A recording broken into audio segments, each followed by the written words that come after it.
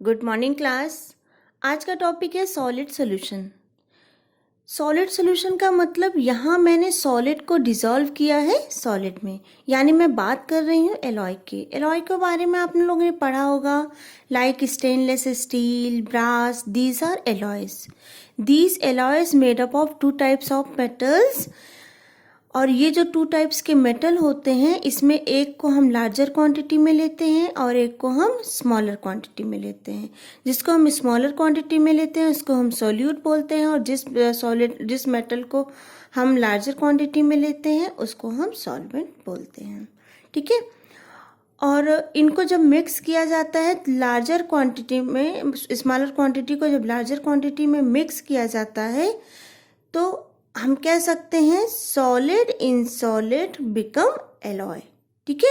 यहाँ पे जो स्मॉलर क्वांटिटी था वो हमारा सोल्यूट था, यहाँ पे जो लार्जर क्वांटिटी है वो हमारा क्या है, solvent. Now solid solution are basically two types. इसको बनाने के दो तरीके होते हैं। पहला तरीका जिसको हम कहते हैं सब्स्टिट्यूशनल सॉलिड सॉल्यूशन। ठीक है। सब्स्टिट्यूशनल सॉलिड सॉल्यूशन, इसका मतलब होता है कि आपने जो सॉलिड बनाया है उसमें दोनों का जो एटम है वो सेम है, मतलब सॉल्यूट और सॉल्वेंट का जो एटम का जो साइज है वो क्या है, सेम है। ठीक है। तो जब आपस में दोनों फ्यूज होने के बाद रिक्रिस्टलाइज होके क्रिस्टल बनाएंगे तो क्रिस्टल बनाते समय वो सभी के सभी कॉर्नर्स पे जाने की कोशिश करेंगे। आपने देखा होगा सॉलिड स्टेट में ये हमारा क्यूबाइड होता है और जो एटम्स होते हैं यहाँ कॉर्नर्स पे आके क्या करते हैं, फिट हो जाते हैं। ठीक है।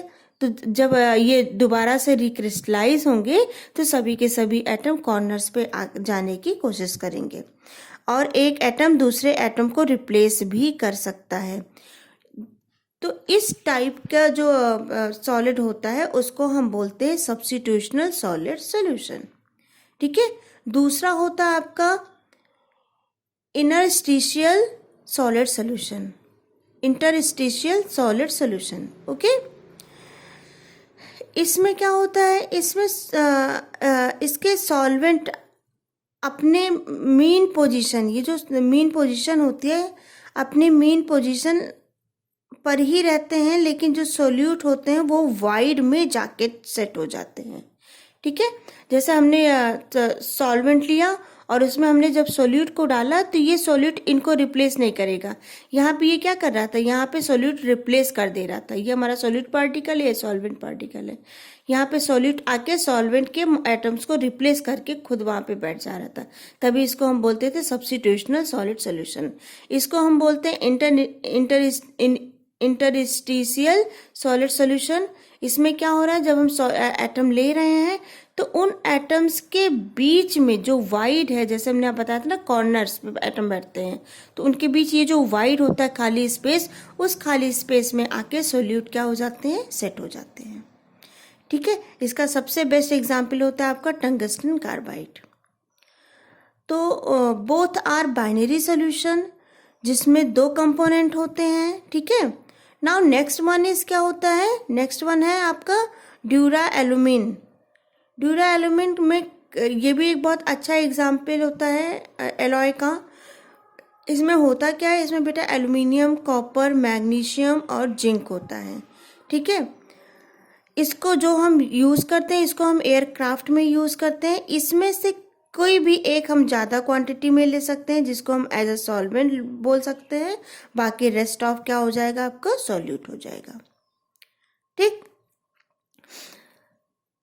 अब जो नेक्स्ट सॉलिड है वो आपका स्टेनलेस स्टील। इसका जो कंपोनेंट होता है वो क्या क्या होता है एंटीमनी, टिन और कॉपर। ठीक है। नेक्स्ट आपका क्या है, मैग्नानिन।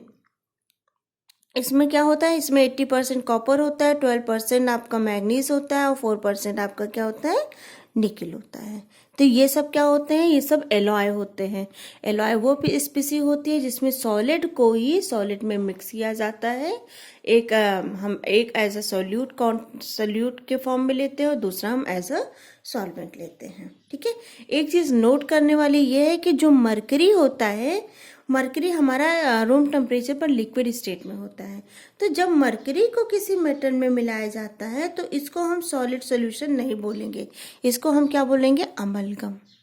ओके, जैसे आपने पढ़ा होगा जिंक अमलगम और कई तरह के अमलगम आप पढ़ते हो, तो अमलगम वहीं पे यूज होगा जहाँ पे mercury as a liquid mix with a solid solvent. ठीक है, तो आई थिंक आपको ये चीज़ें समझ में आई होंगी। Thank you.